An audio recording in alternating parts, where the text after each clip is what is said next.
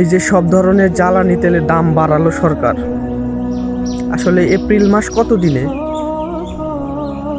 তার দেখলাম দাম কার্যকর হবে আগামীকাল, মানে 19শে এপ্রিল থেকে।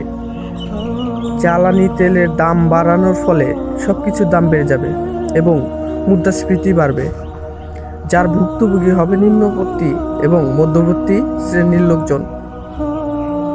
এখানে কিন্তু বড় লোকের কিছু যায় আসবে না, পেট্রোল পাম্পের লোকেরও যায় আসবে না, সব কিছুরই দাম বেড়ে যাবে। আহারে সোনার বাংলা সিন্ডিকেট সকলের চোখ ফাঁকি দিয়ে সরকারকে চাপ প্রয়োগ করলো, দাম বাড়াতে বাধ্য করলো। আগামীকাল থেকে হয়তো আর তেলের পাম্পে দীর্ঘ গাড়ির লাইন থাকবে না, কারণ কোনো পাম্পের মালিক সিন্ডিকেট আর তেল দিতে অতিরিক্ত সময় নষ্ট করবে না। দীর্ঘ তেলের লাইনের কারণ কি জানেন? একটা গাড়িতে তেল দিতে সর্বোচ্চ 2 মিনিট সময় লাগতো, কিন্তু সেই তেলের পাম্পের কর্মচারীরা, মালিকরা 2 মিনিটের জায়গায় 10 মিনিট দিত। এখন হয়তো আর সেই সময়টা নষ্ট করবে না। আহারে সোনার বাংলা, সিন্ডিকেটের জয় হয়ে গেল।